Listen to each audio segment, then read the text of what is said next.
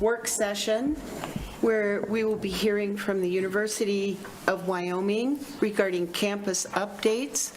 Welcome, President Seidel, and also representatives of the Associated Students of the University of Wyoming.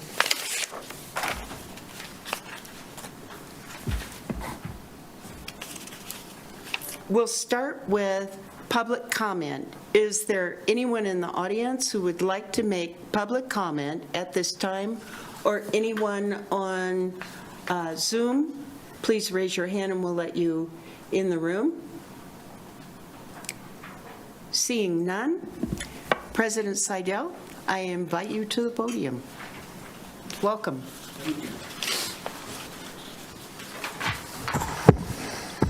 Hi, well, good evening. Thanks for having me.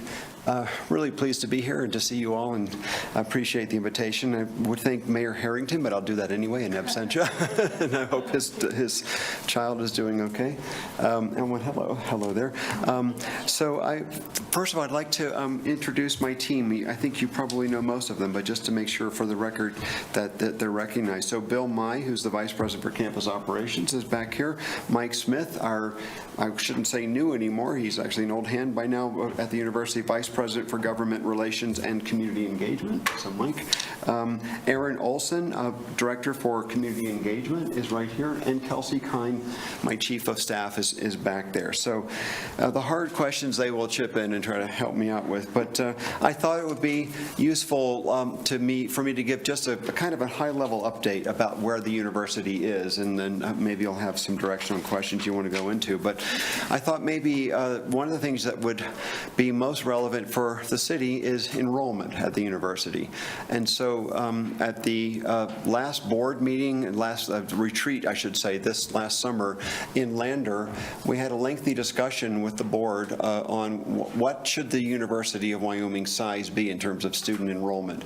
And I would say we didn't come up with a formula or an actual specific target, but we would like to grow, and we would like to grow by some amount that is in development right now. So we're determining with an enrollment management consultant, actually quite experienced consultant, R&L is the name of the company, to develop an enrollment management plan that would look at how quickly could we grow, what are the challenges. Of course, there are challenges for universities across the entire nation in terms of enrollment. There's a demographic kind of decline in terms of available students at the kind of high school age and so on. But we think we have very, very compelling programs, and so our goal will be to grow at some, I would say, reasonable amount. And let's say numbers like 10 or 20% have been thrown out, but over some period of time of years. And so this wouldn't be something we try to achieve next year.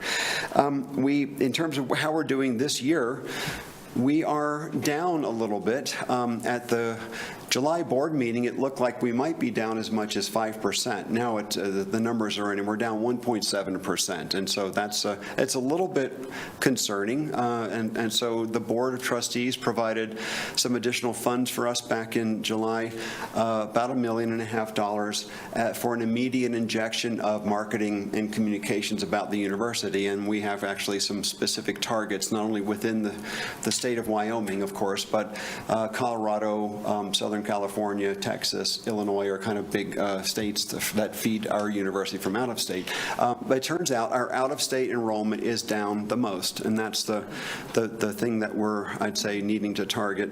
We're down, see, I don't really have the numbers there, but I think it's something like about 7 or 10%. I forgot the exact numbers now, but grad students are actually up about 5%. That's actually very good for the city, because grad students are the ones who are more likely to go downtown and populate restaurants and bars and so on. I'll come back to that later. That's, I hope, an initiative we can really focus on with the city in the future.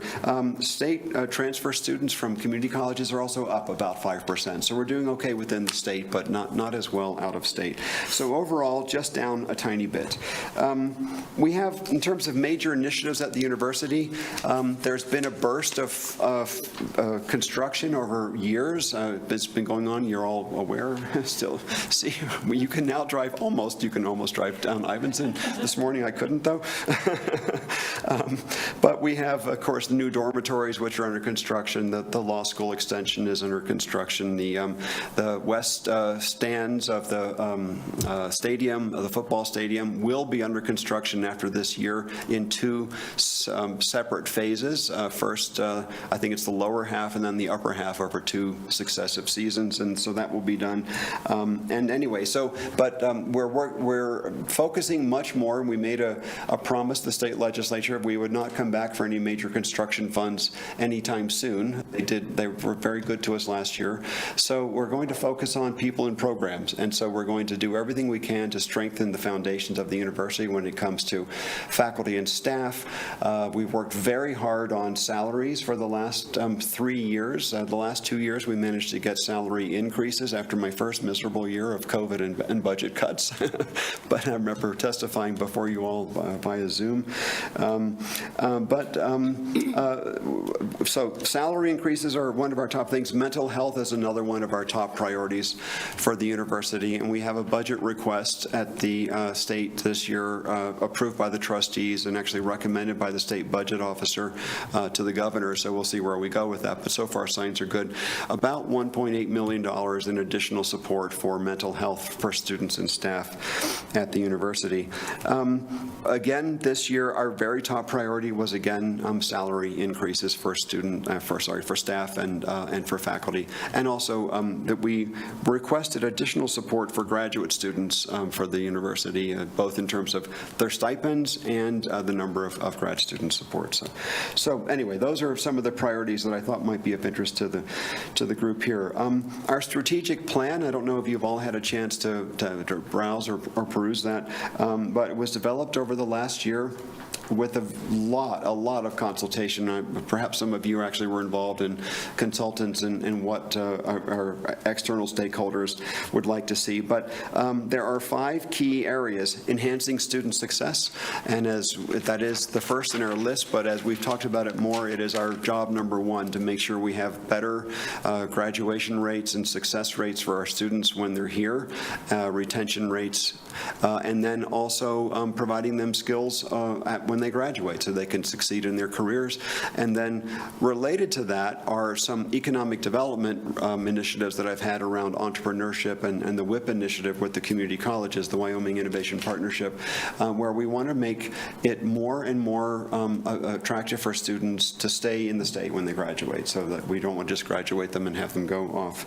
Of course, if they've gone off, they may come back, and so we're even, I had actually a meeting with the state workforce development services and the community colleges today, where there are lots of programs, including programs to try to bring expats, call them, back to the state, who were maybe born and raised in Wyoming, and maybe it's time for them to think about coming back. So anyway, these are things we're actively working on. So number 1, enhancing student success.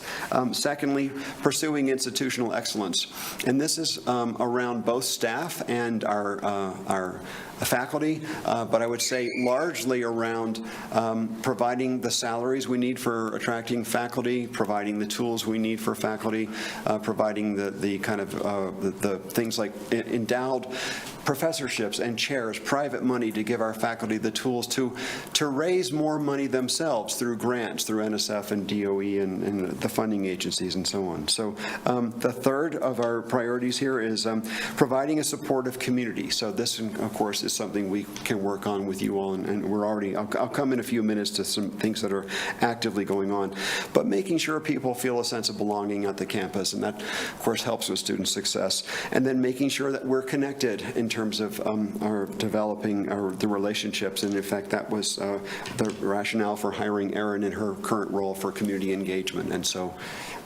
I hope you'll see we'll have more and more capacity to work with you on things that build our local community. The fourth of these is engaging with and serving the state of Wyoming. Of course, this comes right back to the city of Laramie, but then across the entire state. I interpret this in many ways. One of them is around economic development, on supporting entrepreneurship, corporate partnerships, working with our state legislature, and there are many aspects to this. And I have been around a lot. We use the state plane increasingly a lot. I was in Kemmerer yesterday visiting the Exxon plant. Let's see, I think Friday, if there's not too much snow, I hear they're expecting 17 inches of snow in Yellowstone. I will be in Yellowstone. We'll see.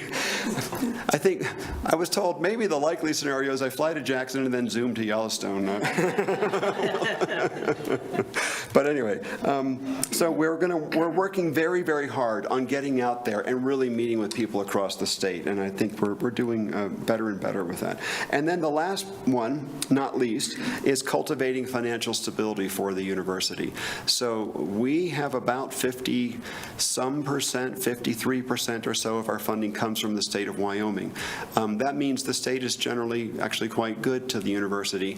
Many state land-grant universities have a much lower fraction of their funding coming from the state, not because they get less money from the state, but because they have been more entrepreneurial as an institution to bring in additional funding. So I work very hard on trying to bring in money through a number of sources. We want to raise our research profile and bring in more federal funds that will pay for more graduate students and postdocs and sort of help grow our community. I also think a lot about philanthropy. We are in the middle of a planning phase for perhaps having a formal campaign, a comprehensive campaign for the university to raise more funds. So we're talking a lot with our foundation and our donors and so on to see where we might go. So in the next year, you can look for a decision on whether we formalize a campaign or we just continue to work as we always do to raise funds. But that would be a big deal for us. And we do have, you may know, a nearly $800 million endowment, which it's really significant. It's one of the best per student, and that's maybe the way to measure it, of most of the land-grant universities in our region. We're multiple times per student the endowment of the University of Utah or Montana State or other universities, Colorado State. So anyway, but we have capacity to perhaps raise more funds. And then also to make more connections with corporate partners. And this I'm going to come to this in just a minute. I think this has potential to help support the growth of local industry and so on around the city. So anyway, those are our 5 strategic plan topics, and we are really focused not just on having them as a brochure, but as actual working plans. I report to the trustees regularly on progress towards those, and we have many what we call key execution strategies for those. 2 other things, I won't go in as much detail, but in the last year, I launched a group to talk about and make recommendations to me and to the university on freedom of expression and respectful discourse on campus. And I'm really very proud of what the group did. There were faculty, staff, and students that worked for nearly a year on what does it mean at a university campus to have freedom of expression, academic freedom, of course, for faculty to pursue their interest, and then freedom of expression for people to feel that they are welcome to express themselves and to expect a respectful response. And that's not always the case these days. And I hope that ultimately for the university to become not just very good at this, but a national leader. And I think we can attract students and faculty because we practice this very well. And so that we're working hard on this. And then another initiative that might seem a little different for some of you, but we have an AI initiative for artificial intelligence. And last year, when I'm sure you've all watched the news, maybe some of you have played with some of these chatbots like ChatGPT, or they're coming everywhere. They're getting increasingly amazing in their abilities. Say they can do students' homework, and it's not easy to detect if a student has done homework by having ChatGPT do it. I have used it. I had a meeting with the Faculty Senate on evaluating the provost. So I asked the chatbot, how do you evaluate a university provost? And it gave me 10 good points. I mean, so the point is, it's very, very useful. So we have have an initiative now that we are hoping that the state will support that would allow us to hire as many as, say, a couple of dozen new faculty across the university, not just in computer science, but how can artificial intelligence be used in law and policy, or how could it be used in agricultural research or physics, or, you have it, business and so on. And an important piece of this would include an industry partners program, and I'm kind of building towards a little discussion on how do we enhance our industry partnerships at the university. A lot of companies want to know how can we use this for our business, and so it seems new. It's actually been around for years, but it's finally reached a level of maturity it's amazing. So a part of this could be putting a computing facility in Cheyenne at the NCAR Wyoming Supercomputing Center, and then using that as an anchor for industry partners that we would then have work with us on problems, say in agriculture or energy, and with our faculty and staff, and then maybe even bring in some additional research scientists and so on. So it would be a way to help support the growth of industry. So that is in the wings right now and will be considered, I hope, by the legislature this year. So now, that's the university. I could stop there, but I do want to move on to things that I know we're working on that are of great importance to the city. So if you'd like, I'll just keep going, or I can stop and if you have any questions. Are there any questions at this time? Okay, I'll keep going. Please continue. Thank you. Thank you. So I want to talk about some things that I think that I know are currently either in progress right now or under development between the university and the city. And so I talked a little bit about the residence halls. That will have an impact.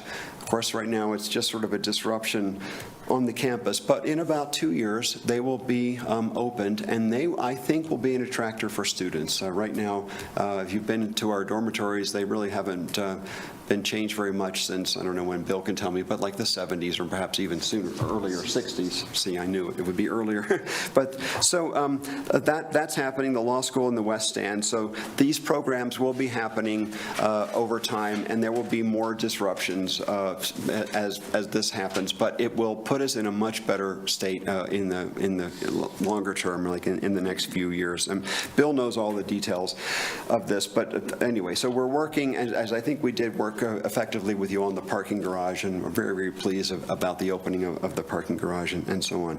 There's a restorative justice program. I think many of you will be familiar with it, but basically students who may have, or staff members, university community members who may run into problems. I was a good example of this as an undergraduate myself. I did get to know our local chief of police and the dean of students.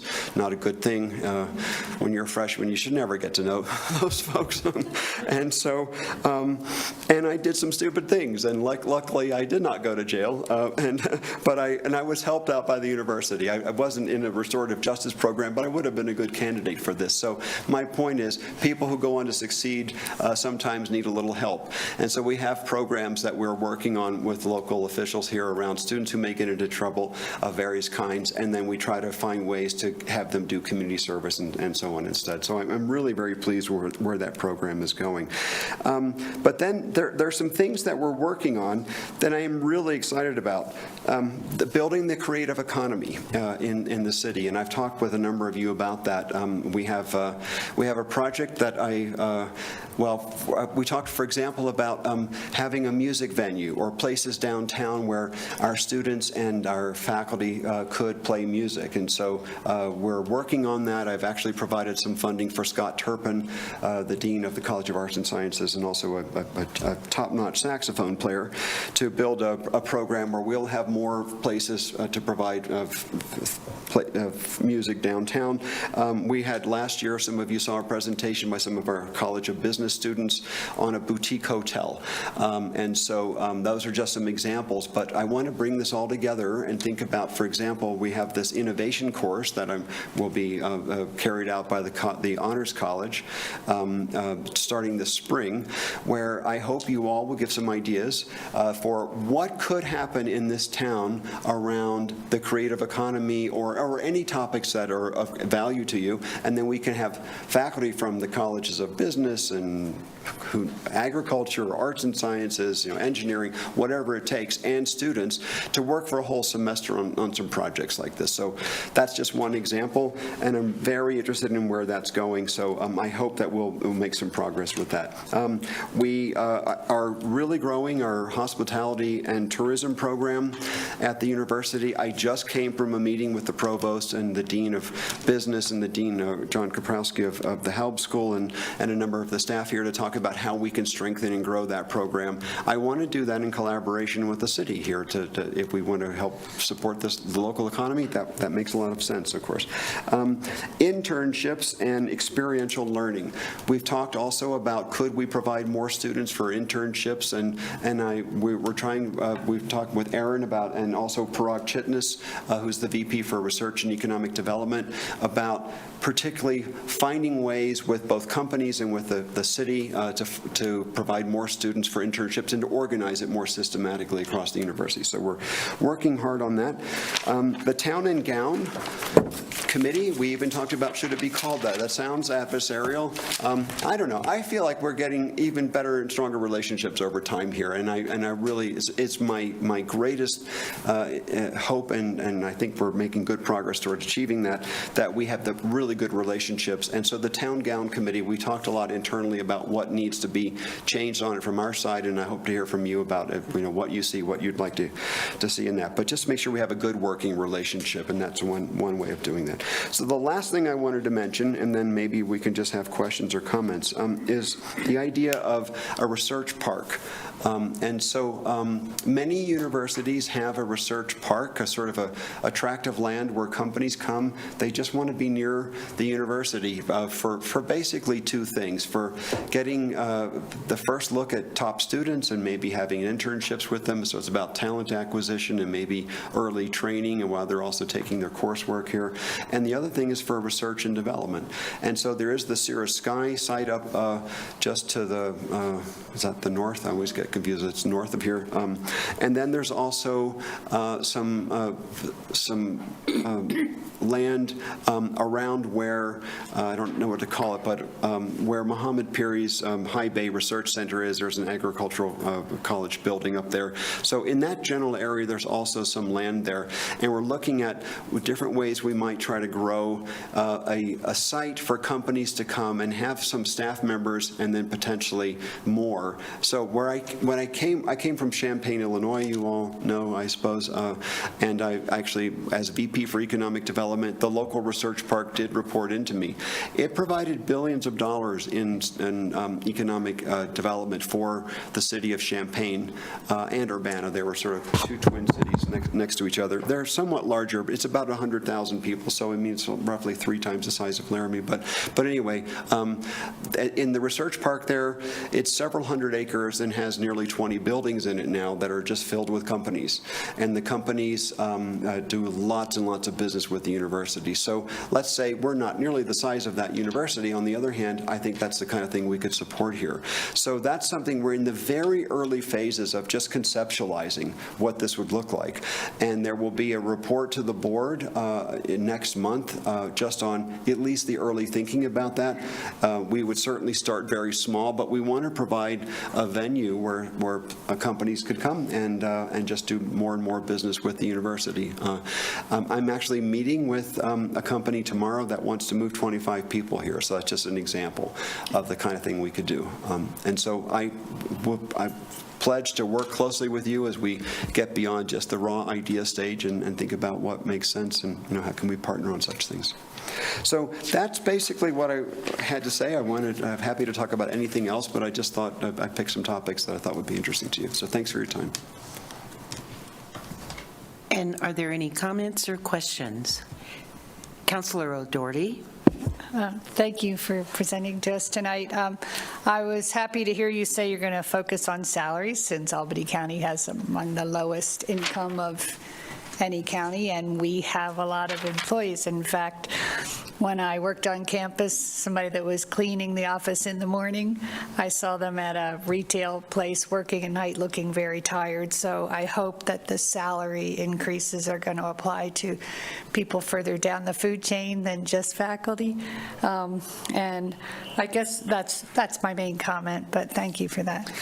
Well, thanks. If it's all right, I'll just respond to that. I really appreciate that comment. We have focused really hard on the lowest paid employees at the university. We last year received, let me go back 2 years. We had our first salary increase in a long time at the university, and we had testimony from basically the lower paid employees at the university from the staff and the janitorial staff, custodians and so on, really heartfelt. And at that meeting, I don't know if some of you were there, it was a year and a half ago now, it was in May, the Board of Trustees in my office immediately put up $2 million as a sort of a stopgap raise pool. And then we were able to then continue that with last year's raise pool that we got from the state legislature. And we focused very significantly on the lowest paid employees. And now this current round of requested funding for increases is a 2% sort of inflationary increase per year. But it's at least we're trying to sustain the progress we've made, but we did focus on lower paid employees. Thank you. Any other comments, questions? Councilor Gabriel. Thank you. Thanks for being here, President Seidel. I remember back 51 years ago when I came here, my first job was helping the news director at KOWB, and city manager will appreciate this, being the former news director there. So I came in as an assistant reporter, and he wanted me to go to the university president and talk about various things, but his main emphasis was parking. And he said, find out what's going on with parking. So Dr. William Carlson at that time said, we don't have a parking problem, we have a convenience problem. Everybody would like to be near their office or their classroom building. So over the years, the university has made tremendous progress with busing, the new parking garage. And so tonight, I just ask you, after all these years, a general comment, how's parking? Ditto. Guess what? I just met with ASUW a few days ago. Parking was a consideration that was brought up. I just met with staff, Senate, or town hall, maybe staff town hall. I can't remember parking came up that meeting, but it always does, let me just say. So, and last year, just to get a sense of it myself, I did test out, since I have a kind of a privileged parking space, right by Old Main there. So I would go to the lots and take the buses and interview students, and I did this extensively over a couple of days. I found most students who knew about where they could park in the lots and knew about the bus services were pretty satisfied with it, but then many don't know. So in fact, I agreed with ASUW that we would work hard jointly to try to make sure students are aware of what the parking situation really is this year. I think the parking, having been at a number of universities, is actually pretty good here. And Bill Nye would, I'm sure, be quite happy to hear me say this, but he's worked extremely hard on this over many years. So I don't know if, Bill, if you have any further comment, if I left something out, but I think we're actually, it's going to be better and better as we go forward, and we really need to advertise more, like how many offerings we have in terms of getting around the campus there actually are.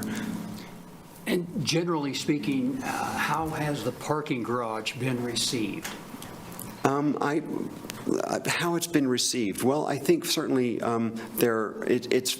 it's beautiful. I think people have commented on that as opposed to just being a parking structure. It's actually one that really adds to the campus and the feel. We've had events there. We've actually also had an alumni event there. A lot of people are commenting about really how nice it was to see that. So I think generally it's been well received. I think people, I've had a few people complain to me that it's still a long way to walk from there to the Union, but I'm like, that's like 3 blocks. That's not so bad. That did actually come up.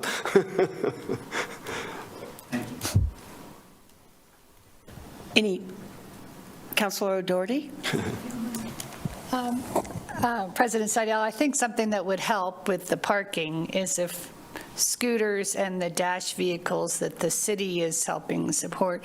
Like when I worked on campus, I usually had a car, I paid for a parking spot, but because if my kids needed me, if they ran into a wall in gym class or something, I wanted to have it handy so I could go run home or run to the school and pick up a sick kid or something.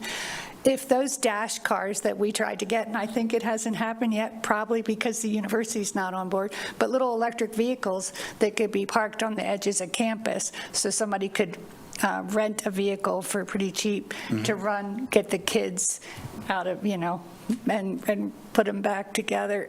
I think that would help because I think more people, I wouldn't have felt like I needed a car if I knew that in an emergency I could, get out quickly. So I just want to throw that out there. All right. I'm happy to take, well, Bill, do you know anything about that kind of an operation? No, okay. Well, we'll take that one back in. There is a transport service on campus, so if people are feeling like they really need some help getting somewhere on campus, I know that's possible. In fact, I talked to Chief Holland about that just a few days ago. Actually, if it's okay, there's a topic I would like to bring up having to do with all the attacks that have been going on in the Middle East, and I've met with both Jewish groups and Muslim groups on campus, and they're not feeling safe because of the rise of both anti-Semitism and anti-Muslim behavior. And so I did speak specifically to our Chief Holland about what can we do to help support even increased patrols for safety, say around the mosque, and also just transport across campus. And so I know they're working through ways to increase the support just locally on campus for this. But just generally, there I think are quite good support services for getting around, either by buses or if you need specific support. Any other questions or comments? Well, President Seidel, I want to say thank you very much for coming tonight, and I have a couple of comments. There are things that we are concurrently working on that I think are very supportive to your plan and to some of the things that you've highlighted. Some of the initiatives include mental health, and we have been working with the Chief of Police to develop, and with the Albany County Mental Health Advisory Board, to work on crisis response team that would respond with law enforcement so that if there is a call, we have mental health available, and that this mental health service will serve LPD, the sheriff, and university police. And I think that we are in the process of hiring a caseworker who will manage that program and working with VOA who will provide on-call counselor, and the police would bring a notepad so that they could do virtual assessment of the person at that time and then try to do proper disposition and to reroute people into appropriate care rather than escalate things and put them into jail. Another part of that is that the officers have all been going through critical incident training, and the goal is to train as many or all, and then to train trainers within these law enforcement systems so that people are better able to de-escalate situations.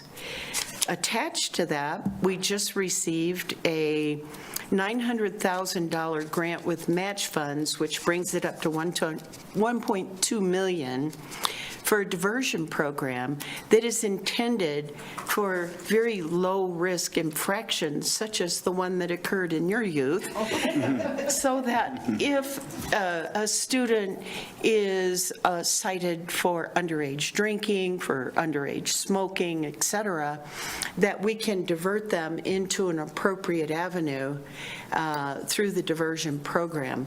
And we're very excited to get that up and running. And we have been working with Dr. Rothfuss to put out some possible problem statements about areas that we think would be interesting to students and areas where we really need some innovation. So we look forward to continuing to work with Dr. Rothfuss Great. on being a partner in that program. And another piece that we are working on that I think you've addressed, parking, transportation, and that ties in with hospitality and tourism, is there are transportation grants available, and we are working on creating the foundation of information so that we can reach out to partners in the city, such as the university, the Epson Center, et cetera, to expand our transportation opportunities, which I think then is much more inviting for people who come to visit to have some sort of transportation. So those are some things that we're working on, and we love our interns that we've had, and we hope to have more. Good. And we hope to really foster relationships to participate in the redevelopment of town and gown. And we really appreciate your coming tonight. Well, thank you. Thank you very much. I will say on the innovation course that I mentioned before, so Chris Rothfuss is actually leading that particular course. So that's, we're on the same wavelength on that. So, and I hope we can really grow that. I hope you'll find the outcomes of that to be actually exciting for what we could do, and we'll be happy to follow up. Thank you very much. Thank you. All right. Anything else? Councilor Pierce? Yeah, thanks. Housing. You know, we struggle here in Laramie with housing. And I'm wondering if there's been any discussions related to potentially requiring sophomores to live on campus. You know, I did just have a conversation about that the other day, kind of an idle conversation, I would say. So there's not a formal working group to look at this that I know of, unless I'm missing something. But let's just say that the discussion was in the air. I think it is likely, I'm sure there's data on this, I don't know, but that students who live on campus a second year would be more likely to succeed and graduate and so on time. I think requiring that, we probably don't have the right kind of housing numbers, but encouraging that, maybe there are things we can do there. With particular stipends or incentives to maybe get them out of the city and into on campus. Bring up some houses that we so desperately need. Yes. And I will say that we also are working on a number of potential housing developments that would provide a variety of urban housing, which would be important for the development of a research center. That's always the number one question. Additionally, we continue to work on rental standards and are moving forward with a number of community groups to try to improve rental standards and communication between renters and landlords. Good. Yeah, when I talk with the CEO of a company tomorrow that wants to bring 25 people here, I'm crossing my fingers that they know we can find suitable accommodations for them. So, right. Any other questions or comments?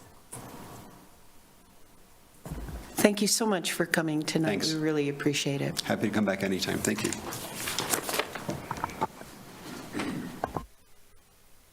And now I invite our representatives from ASUW.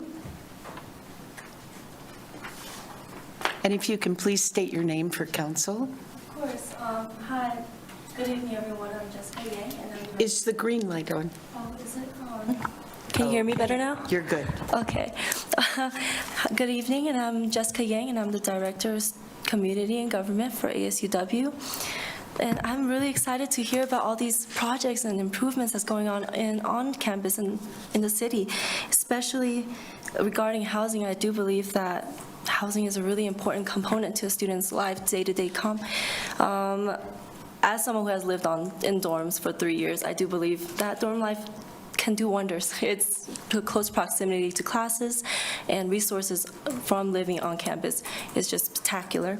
Beyond that, I want to talk about, I'm just going to give a little brief overview of this, the 111th administration's challenges, outlooks, and programs so far. So this administration, we are focusing on transparency and addressing student needs, which can encompass many forms like food insecurity, clothing needs for winter, even professional wear, and things like safety and transportation. All of these are just things that this administration really are prioritizing. So for food insecurity, so with a reiteration of a state law, we cannot put student fee dollars into donations, meaning that we cannot directly support food pantries on campus with student fee dollars. So far ASUW have been making up with events and fundraising in ways to make up for that lack of, because LDS Church has been the one that has been providing the students on campus with food and things along those lines. And with that line of supplies being cut off since last year, the food pantry this year has been struggling to meet student demands. So ASUW has been stepping up and addressing these needs through fundraisings and events that hopefully can help and lessen these burdens on the food pantry. And beyond that, we also want to help with the Laramie Food Bank, come up with programs with cities. We have many partners on campus for wellness, mental health, housing, even resident life and dining. We have come up with many programs along with them, but we want to expand to the city of Laramie to help support our community. We believe that students can thrive not just on campus, but outside of campus, and we want to maybe implement a new program to allow students to come downtown by improving the bus transportation routes. That means more students will be more incentivized to come downtown and explore local businesses through a passport card where we will request local businesses for maybe small discounts off their business, like maybe 5 or 10% off their goods. And so students can go around collecting these stamps for a chance to win prizes. These small initiatives and small programs can make a really big impact on our students on campus. Beyond that, safety is one of our really important priorities this year, and we have been talking to UW-PD about implementing how can I forget the lights? Street lamps on more rural areas on campus where students don't feel safe walking on, or call buttons. And so far, the quotation is about $15,000 per light lamp on campus. So that's a project we really want to work with, as well as I have so far heard a lot of addresses about mental health on campus, on Laramie, with our UW-PDs. But with students, we want to address mental health with especially disability support services on campus, believing that the student is the heart of the city. So we want to work with disability support service on the fact that naming and call disability support services, things like wheelchairs cannot actually fit into their office. We, as ASUW, would like to help renovate, maybe even come up with new decorations, and they have a lot of flood damages in that office. So we would like to provide the funds and means for them to improve upon that. And then for parking, that's a great address.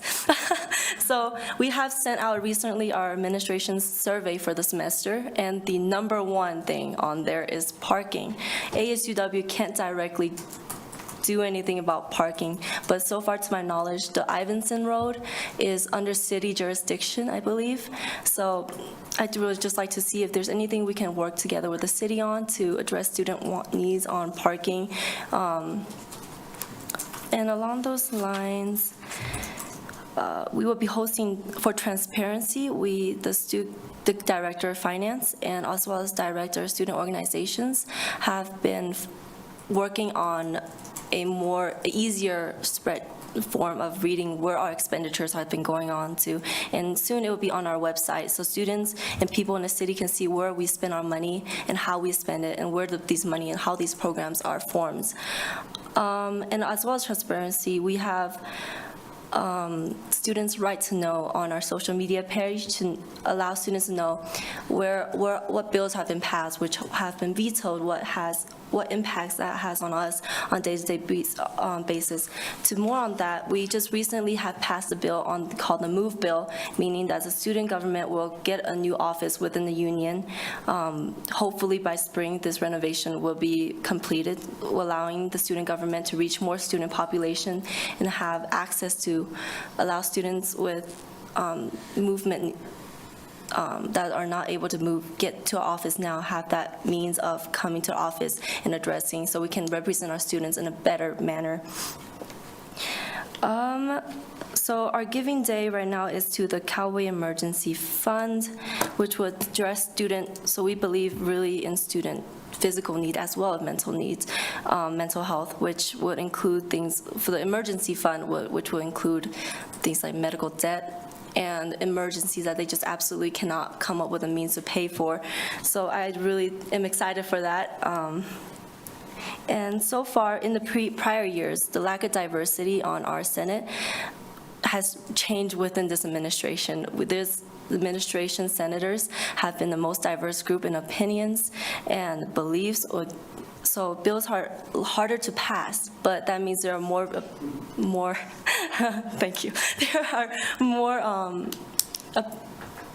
ideas and opinions on the ways to improve and connect to our cities and to the university.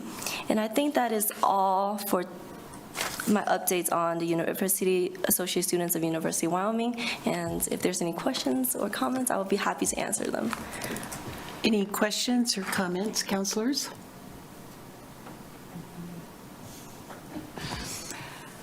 Counselor O'Doherty? Thank you for coming, Ms. Yang. I just heard something that a department in town that's run by the Volunteers of America, they're going to put a food pantry in their, where the washers and dryers are. And I thought that might be something that apartment buildings that have a lot of students, they might want to organize in those apartment buildings, like, I have some extra beans, like if they could have within the apartment buildings, and that would be less stigma if people are like going down to some central place. So I wonder if that's something students might be interested in asking, because people may feel like they're in kind of a ritzy apartment until the end of the month, and then they feel like, oh my. So anyway, I just want to throw that out there as an idea that I heard about, and it sounded like a good one. Thank you, Councilor Dorothy. I really like how you brought up the topic of stigma. So food pantries are really an access point for students to thrive on campus. Having that ability to focus in class means having a full stomach, being able to concentrate in day-to-day courses, and you can't really do that if you're worried about where your next meal is coming from. So we want to expand on that by moving food pantries to more remote locations where people don't have that stigma of going to the food pantry and grabbing things out of it. And I believe that maybe things like that near apartment complexes, we can talk to them and see if ASUW can help set up food pantries on there, because Safe Ride on campuses was actually set up by ASUW but handed off to, I think, parking now. Thank you. Any other? Counselor Gabriel? Thank you. Thanks for being here. You talked a little bit about parking. I'm curious, the reaction to the students and the bus system, how they perceive that, parking in an outlying area, getting on the bus to come into campus. Is that well received by the students, or you have a comment on that, how the bus system is working? Yes. So for the bus system so far, many people who live on campus were through campus apartments, which is not within walking distance, but we have the transportation availability of buses. People have been pretty satisfied with that. But if they live further away, maybe on their own housing where they're renting, so they need the cars to transport to campus, they do say it's a little bit hard to get a parking spot near campus. So if you have to have 8 a.m. class, that means you have to leave by 6 a.m., maybe get ready at 5 a.m., 6 a.m., and then get to campus in like 30-minute walk to campus. So there's that aspect to it, but so far our transportation system is really helpful to students, and we want to expand on that actually by purchasing new monitors and updating the app, or working with the transportation services to update the app so students can have real-time feed and better updates on bus routes and when it's going to arrive, things like that. Of course. Counselor Pierce. Yeah, thanks. It's been a while since I looked at the actual route that the buses go on. Do they make it down to 30th where some of the apartments are? And do they make it over on the west side? And West Laramie? Do they get that far? Please forgive me. I don't know my streets very well or my directions, so I don't know where 30th or West Laramie is. But I believe that's where Walmart or like UW Plaza is, right? So. The hospital is on 30th. Oh, Ivinson? I don't believe the bus route actually goes to Ivinson, which I think is really unfortunate. But it does make it to UW Plaza as well as Walmart for the students' grocery needs, and downtown as well. But it's pretty far out from like core local businesses. But not over the bridge, not to the west side or West Laramie? I don't believe so. Okay. It's very encompassed within this area. Okay, thanks. One thing that I wanted to mention about food, I recently read an article that was talking about food most frequently donated to food pantries and what is actually needed. And I think possibly to use the branding iron as a vehicle for communication with the community, to offer the community what types of food would be most useful, and that helps people to bring in things that people can really use and not bring in things that are hard to cook or don't fit in their facilities, et cetera. And I see the branding iron all over town, and I see people reading it, so I think it is a really efficacious way to reach a number of people throughout the community through messaging. I think that's a fantastic idea. I'm just writing it down so I can communicate that to my team on tomorrow, I think. We have never thought about that. So I have talked to the food pantry, and it's ran by Jessie. Cannot remember her last name.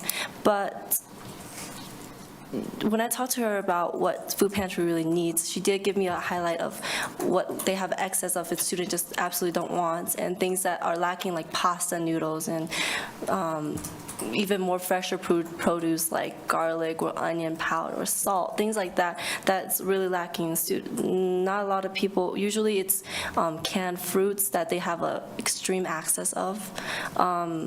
So I think that's a fantastic idea, to contact the branding iron and see if we can reach more students and just people who are willing to donate, to see if that's a feasible way of communicating that the food pantry needs more donations and what you should donate.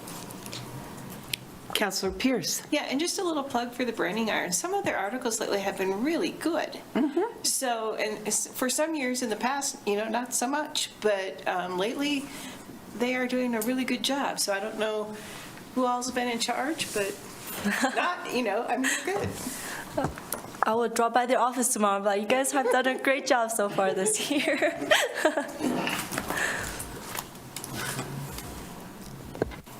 Councilor O'Doherty.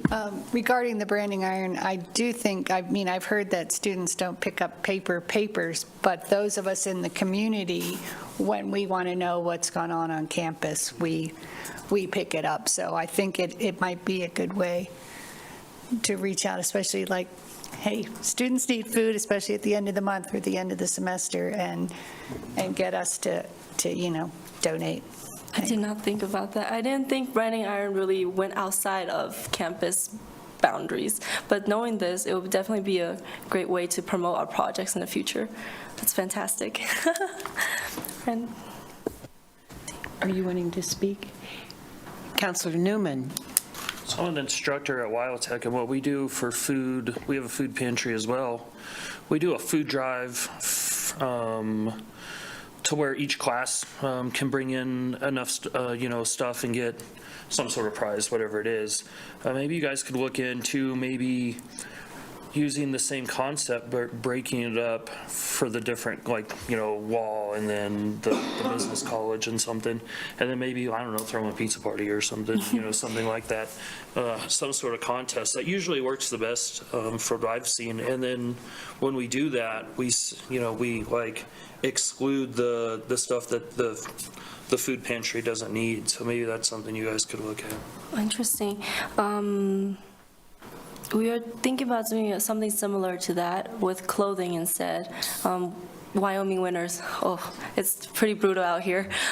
So with transfer students have talked to me about not knowing the full extent they signed up for when they came to Wyoming from maybe Florida or the Middle East, and there's this weather change, they're not prepared for it. So I think addressing food and clothing needs are of our utmost importance of us now.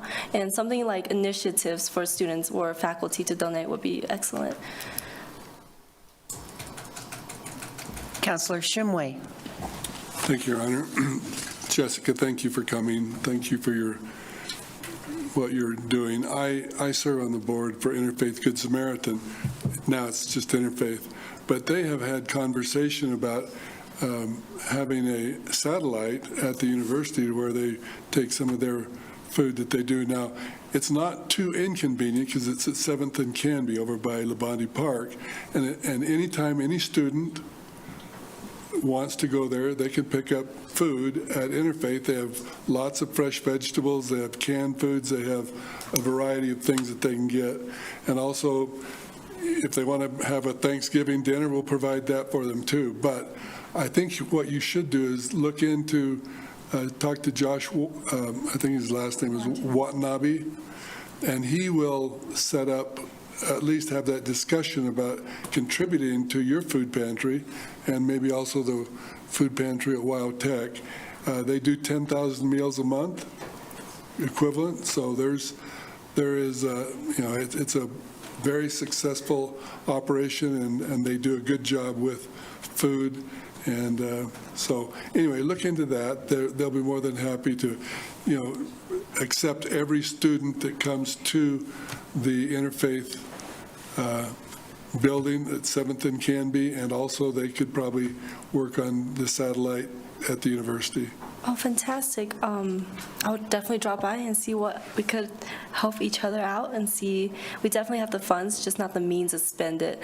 That's why we wanted to expand to local and see if we can help our local community out because of the new interpretation of legislature law, which doesn't allow us to spend money on donations, which include food. So I'll definitely talk to Laramie Interfaith on a separate day and see if there's any way we can help them, and they can, and vice versa, provide means of support to our students so they can thrive. Councillor Pierce. Was that a recent piece of legislation, just this past session, or is that? My bad for clarifying that. It's not recent. It has always been there. Like using state dollars cannot go through donation. For now, the reinterpretation of it is that student fee dollar will also be considered state dollars, so it can't go through donation. That's what I believe. Student fees are considered state dollars? I think so. Now, it's going to be considered as something along those lines of we cannot. Only if they're parents or they are state employees, right? I mean, how does that work? I am not entirely sure, but it's just our director of legislation and policy analysis has, and we have someone from upper administration come and talk to AUCW about not being able to use that money towards donations anymore. Okay. Any other questions or comments?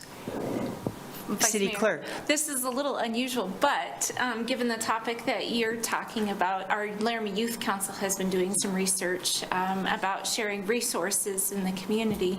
One of the resources that they found that might be helpful to students is the Soup Kitchen puts together a monthly resource guide, and it has a ton of information in it.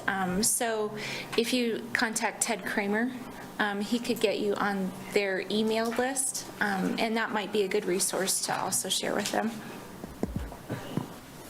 Yeah, he runs the Laramie Soup Kitchen.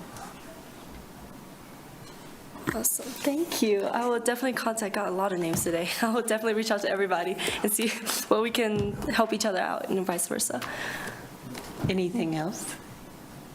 Jessica, thank you very much. We appreciate your coming tonight and giving us a report, and we appreciate all the work you're doing. Thank you. Well, have a good evening.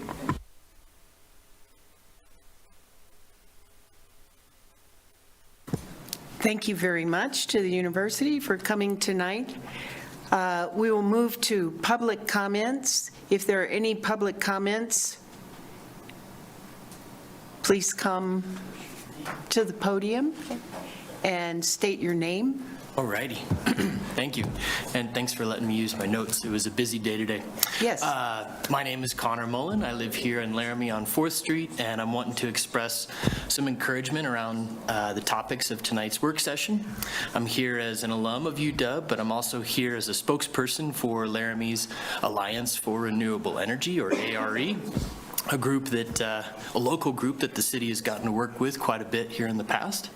I recently graduated from UW with a Master of Social Work and a concurrent major in Environment and Natural Resources, and now I work as a conservation organizer, collaborating with communities around the state and focusing on issues related to climate and energy. I'm lucky to say that part of my gig involves collaborating with ARE and the community members that are among that group. When we talk about efforts to further strengthen the Town and Gown partnership, I think we should work to include topics related to sustainability. I think it's important for both groups to not only set goals related to sustainability as they have, but to also recognize that their paths toward a more sustainable future are definitely interwoven with one another. Positive sustainable efforts at UW positively impact positive sustainable efforts in the community and vice versa. It's a win-win when we really look at it. So I don't have any specific asks to share tonight.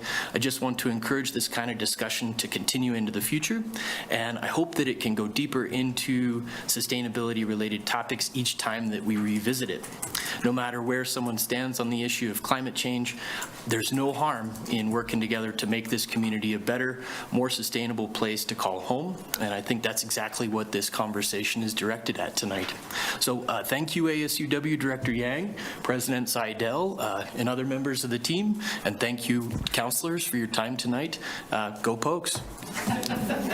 Thank you very much for taking the time to come speak with us. Any other comments? If there's anyone online, raise your hand, we'll let you in. Seeing none, we will move on, and now we'll be moving to City Council updates and comments. So I don't know if our guests would like to exit or stay for our reports. Thank you. Thank you very much. Thank you.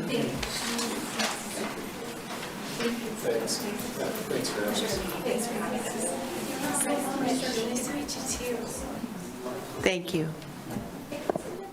Okay, so City Council updates. Councilor O'Doherty. Councilor Shumway. I don't believe I have any that were different than the last time. Councilor Pierce. I'm good, thanks. Councilor Gabriel. Yes, I attended the Albany County Tourism Joint Powers Board meeting last week and got an update on what's going on, various activities, nothing spectacular, and things are going well. We had a really good September with the football games, so they've been up over last year, the taxes collected for the hotels and motels.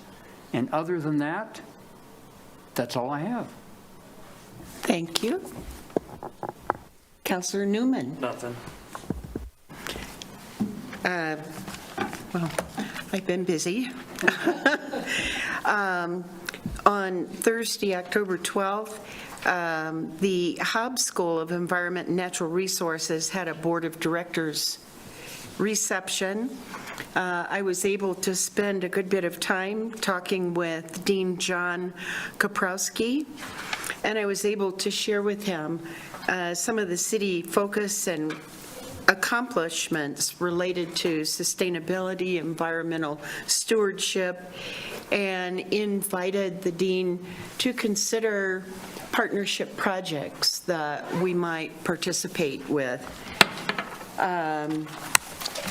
We had a meeting on October 19th of the Vulnerable Adult Working Group, and that group includes a wide representation from the city, legislative representatives such as Carly Provenza and Ken Chestick, Pete Gosar, Ray Machia from Wyoming Legal Aid.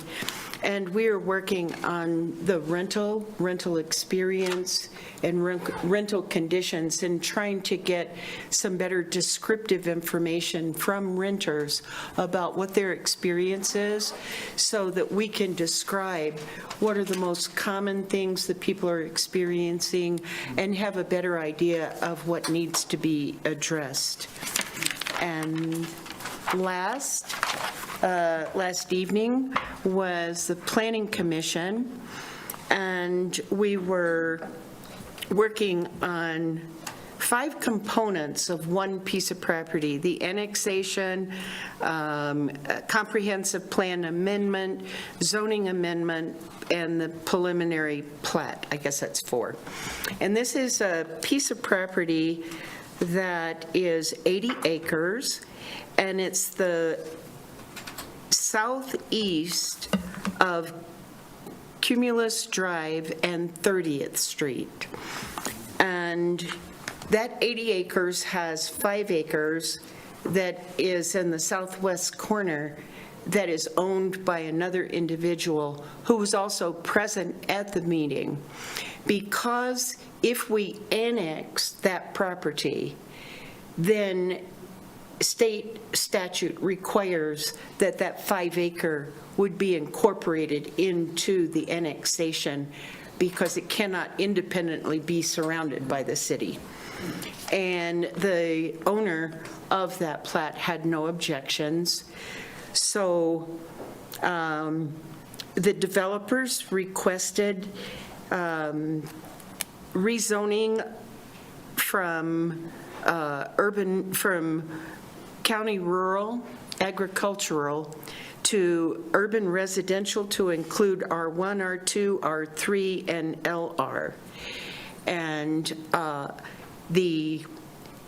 all those components were passed unanimously by the Planning Commission, and this offers a potential of 234 lots of mixed residential housing that would be north of Northview and south of Columna Drive and east of 30th. And so that will be coming to us in the future. And that's all I have right now.